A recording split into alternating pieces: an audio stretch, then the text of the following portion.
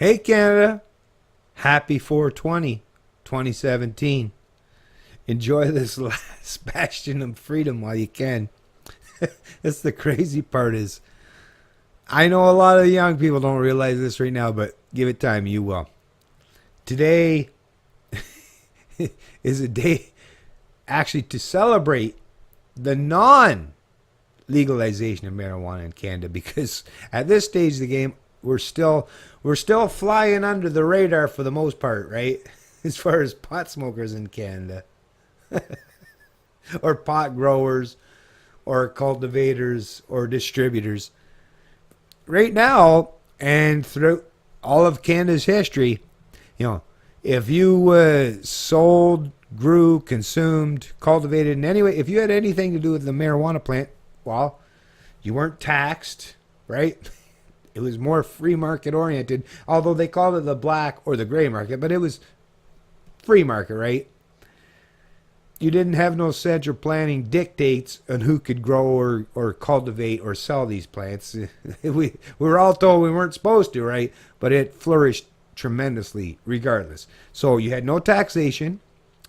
There was no mandate or push for testing for drug impaired driving. It was the people that liked to drink. They were the ones that were painted as the most vile and evil amongst us, and were increased punishments, incarceration rates that were ramped up under the push from the lobbyist group Mothers Against Drunk Driving. Where they introduced mandatory minimums, which was just a big platform, like a big fucking giant sweeping platform that didn't just take the real criminals in society, but it swept up all the people under the guise of a collective or preemptive punishment and caused hardships. And I'm just one of them. For many, many, many, many, countless thousands, maybe hundreds of thousands of Canadians in their lives. Well, now, with the mandate, you ask for them to take over and have any pretense of authority to legalize marijuana. Well, now it comes with many caveats, and one is taxation. Two is now and you're seeing it, it's all being reported by all the media outlets. Now there's the push for impaired driving charges while you're smoking pot. And let me tell you, it's an arbitrary number that they're going to choose, right? Not to mention they're taking your DNA, saliva tests or blood tests and all that stuff, or even urine tests. They're taking your DNA, right? So illegal searches and seizure. But hey, we're all used to being slaves in Canada nowadays anyways, right?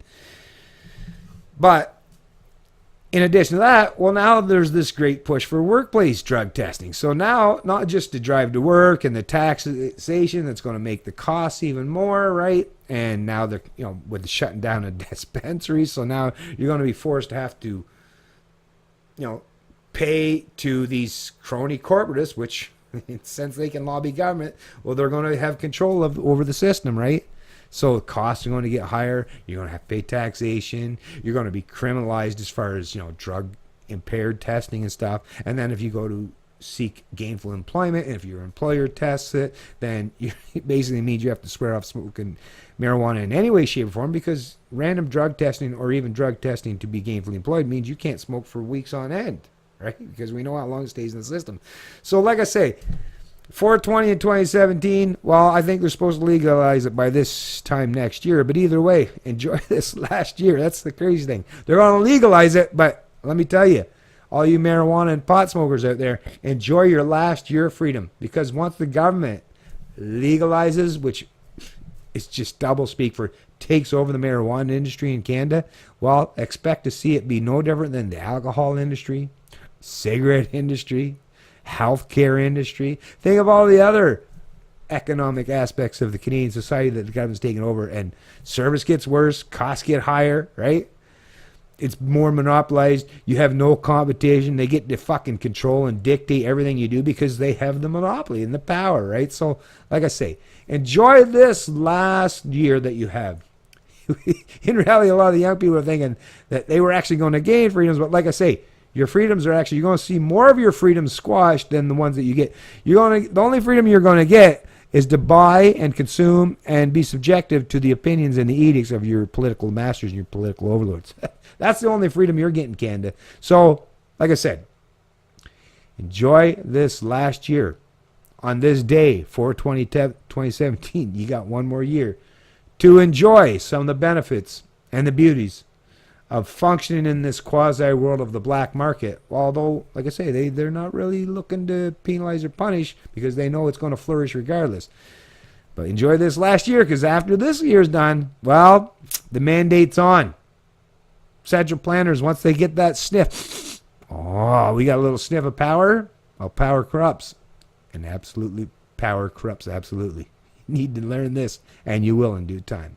It's Canadian Libertarian, and I love liberty.